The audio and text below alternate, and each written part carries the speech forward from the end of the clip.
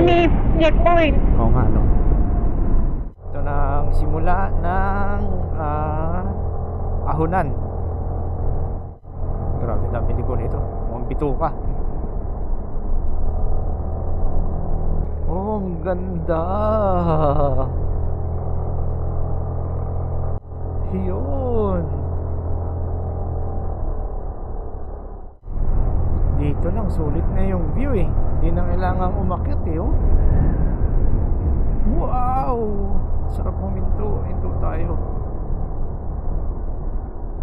Putang lalim. Mas lalo akong nalula.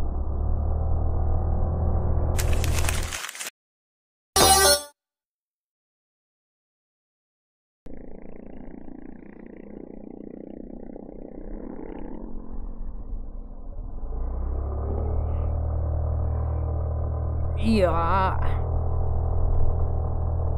Time check 11:05 at 230 kilometers yung natakbo natin, no?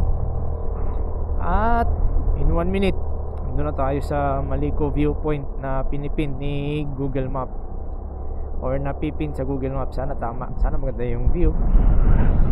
Hindi natin alam eh. Oh, hangin. Wow. Pumapalo yung hangin. Naririnig nyo ba sa mic? Yun o, yung fog oh.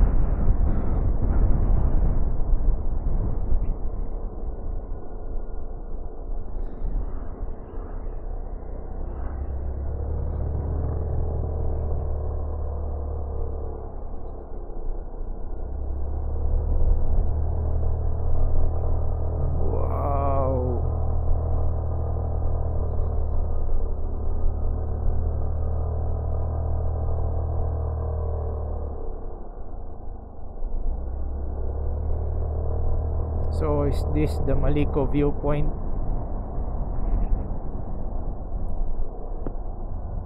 Na nakapin sa map. Oh, panis. Daming riders. Yan na yun? Well, tingnan natin kung anong meron.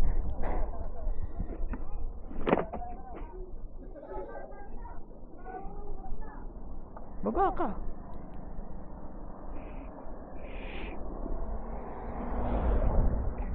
Abanti kaya ako, no? Kurbada eh. Doon ka kasi mag-park sa kabila. Sa kabila. Okay na dito.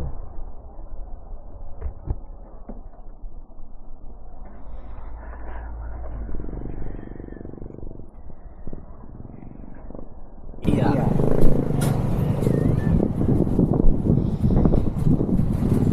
Oh. Pakalamig. Ginagawa pa lang. Gusto mo kape? No. Gusto mo? Noodles. Pasit kanto na lang. May naman. I have noodles.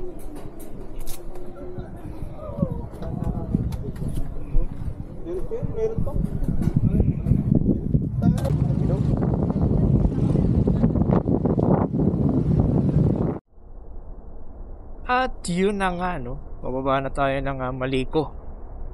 Medyo nagpicture lang tayo dun saglit at enjoy yung view. Pero wala namang masyadong magandang view. Mas magaganda pa yung view sa dinaanan kaysa doon sa viewpoint. At mahamog. Dahil bumababa na yung ulap. At basa yung daan, no? Di kaya mulan dito? Mukha, no? O mukhang talagang mahamog lang. Kaya naipon. At pababa na nga ang daan. Adjust tayo ng tapakan para medyo may pigil. So kung kanina puro paahon, mukhang pababa naman to. Ganda naman at makakatipid tayo ng gas. Puro paahon tayo kanina. This way to Hingi Falls. Oh, Putik yan. Ang putik. sa Hindi papunta. Doon sa falls.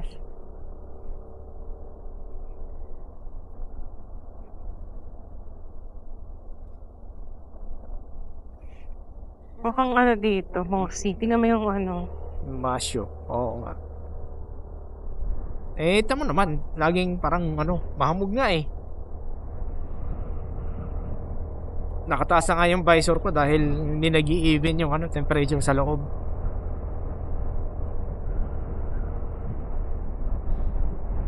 At dahil walang internet, manual mode. Bagtas sa mapa.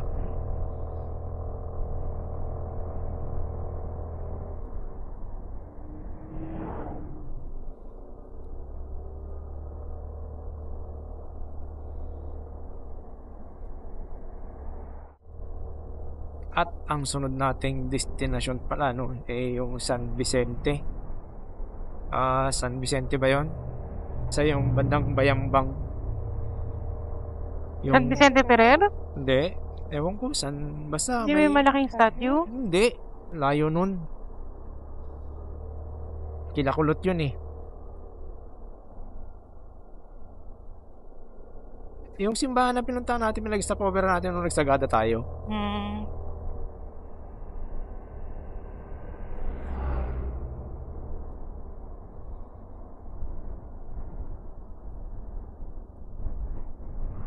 Grabe curve. Blind spot. Curve na, blind spot pa. Lang. Time check 11:36. Grabe fog dito. Halos di ka makatakbo ng mabilis. Oh. Kita naman sa camera. Halos walang walang view. Ano tawag doon? Visibility. Hindi, yung ganyan. Pero visibility. Hindi, yung dyan saan. Saan? Basta walang view. May terms sa nagta-travel. Grabe fog. Ang lamig. Nag-gloves na kami dahil gumuguhit kahit naka-gloves pumapasok pa rin yung lamig sa jacket. Kaya pala yung iba nakakapote. Ginagawang windbreaker. Ayun na. Zero visibility na. Grabe, walang Kahit nakakalsada. Partida tanghaling tapat. Kaya talagang mapapa-high beam ka na lang para at least makita ka na kasalubong mo. Kahit salamin nagpapawis.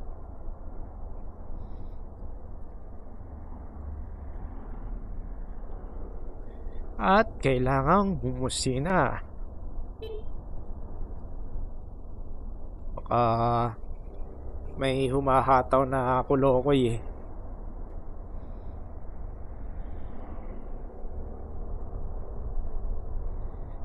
Nagbabasa yung yung pilik mata.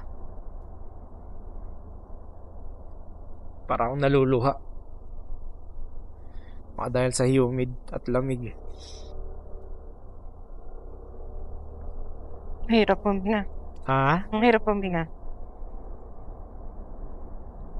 Sana hindi ganito paulap dun sa Mount Pulag bukas. Saan?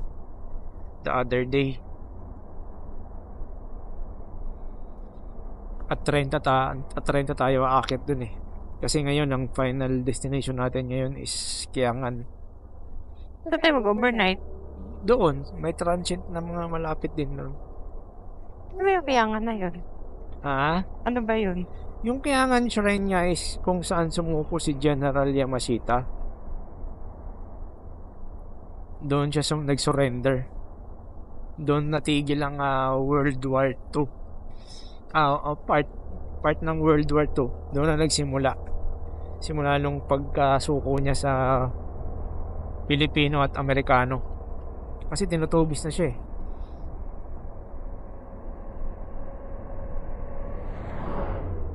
Putik yan. Kaya nga maraming mga nagti-treasure hunt man ng Baguio eh. O Mountain Province. Kasi sinasabi nila na doon na iniwan ni Yamashita yung mga kayamanan niya. Mga na pirata. Hindi man translag na dito. Bago to ah. Oo nga.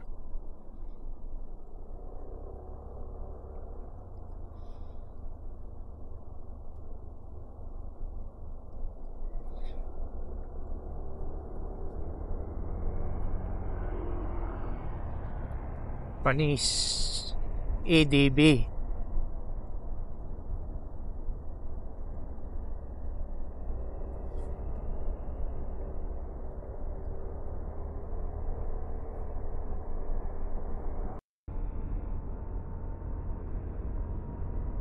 Alright, time check 12:15. At ang natakbo na natin is 251 kilometers, no? At wala pa tayong destinasyon. Walang internet eh. Hindi natin ma-search yung next destination natin. Actually, ano yun eh, simbahan na madadaanan natin papunta ng Kiangan. So ngayon, nahanap muna tayo ng makakainan na maayos. Ito ata eh, putik yan. Kanina may nadaanan tayo eh, kaso lang nagalangan ako mag U-turn. Laki ng kalsada.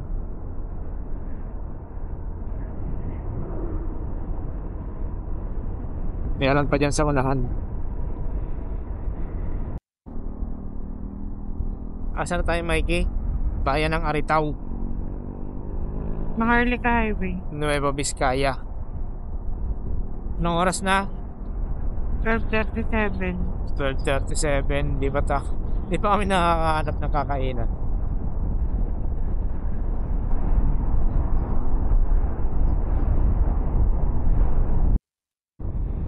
Napakaganda ng view.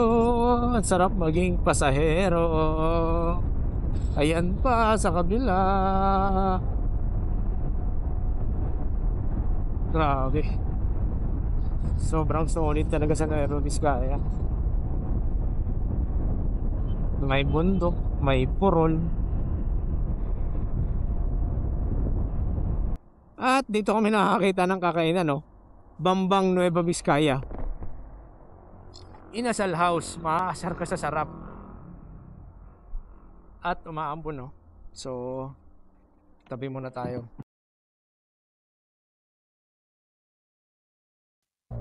Alright, time check 1:59. Kakatapos lang namin kumain dito sa Inasal House. At si Mikey ang magdadrive. Kada.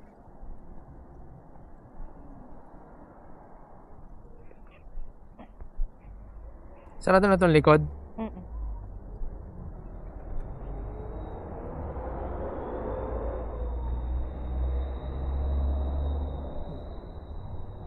Okay na?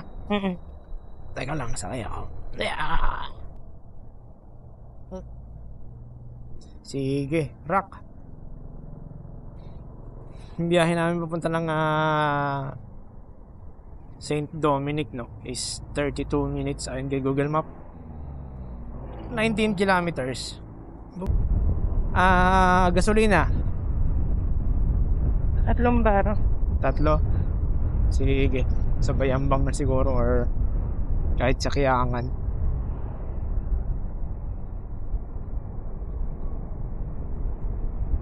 So, dito tayo sa anong bayan to?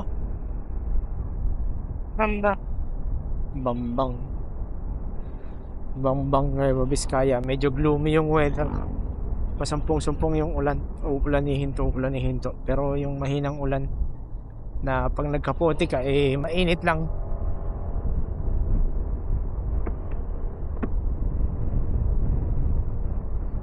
So I hope pagkatapos dun sa bayan ng Bangbang mawala na yung ulan. Balikan namin kayo pag nasa St. Dominic na kami.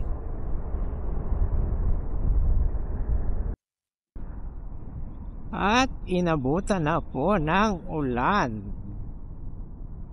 Yan, medyo malakas. Hindi na natin na videohan nung tayo huminto para magkapote dahil mabilisan, no? At nang oras sa Mikey? 2:21. 2:21. Ilang oras pa? 14 minutes ayon kay Google Map, no? Pupunta ng St. Dominic. mukhang tayo dadaan lang sa simbahan. Hindi na natin document kung gantong maulan. Dahil di tayo makakapagpalipad ng drone. Kaya na malakas yung agos ng tubig. Mukhang maulan ang bundok. Doon ang gagaling eh. Hindi ko sigurado kung matagal ng ilang linggo nang nag-uulan dito. Well, hoping for better weather para naman masulit natin yung ride natin.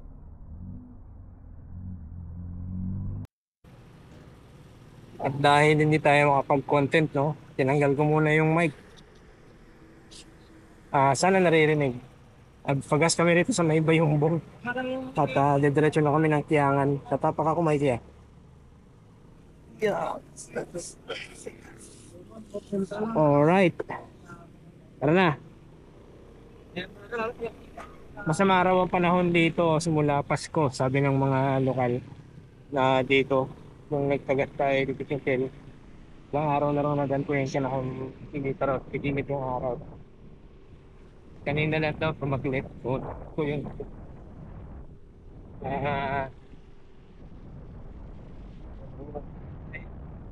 Taglit.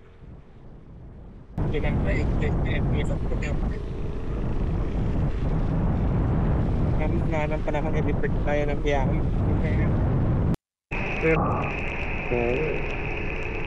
Ngayon ka, buhok lang eh.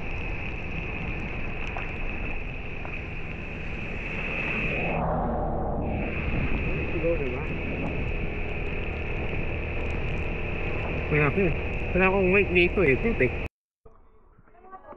Stopover lang kami, no?